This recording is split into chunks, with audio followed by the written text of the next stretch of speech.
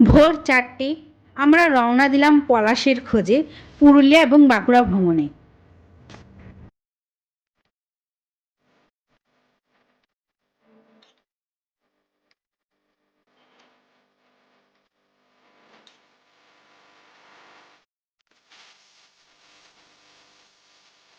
মাঝপথে আমরা আমার এক দেওর এবং তার ওয়াইফকে তুলেছিলাম গাড়িতে, তার জন্য কিছু সময় আমাদের ব্যতিক্রম হয়েছে।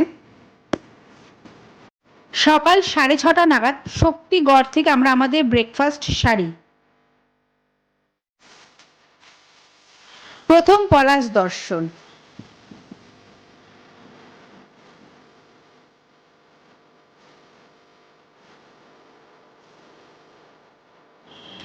সাথে সাথে কিছু ছবি ক্লিকও করে নিলাম।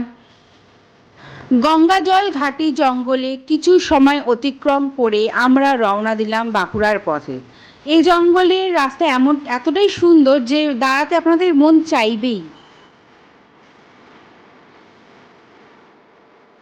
বাঁকুড়ার শুশুনিয়া পাহাড়ে আমরা প্রথমে যাই এবং সেখানেই আমরা আগে গিয়ে লাঞ্চ সারি এবং পরে হোটেলে ইন করি।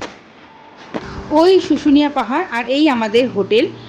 হোটেলটা খুবই সুন্দর, ছিমছাম, বেশ ফাঁকা নিরিবিলি।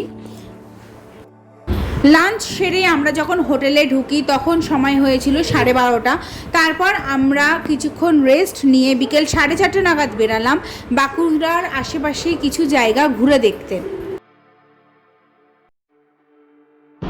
প্রথমেই আমরা যাই গন্ধেশ্বর নদীর তীরে। এই নদীর তীরে বর্ষাকালেই ভালো লাগবে।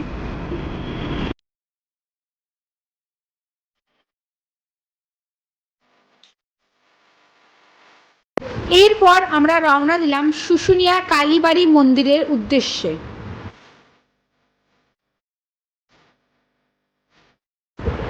শুশুনিয়া কালীবাড়ি মন্দির, এখানে পাথরের তৈরি ঠাকুরের মূর্তি থেকে শুরু করে পুজোর সব রকম সরঞ্জাম পাওয়া যায়, যেটা এনারা নিজেরাই তৈরি করেন।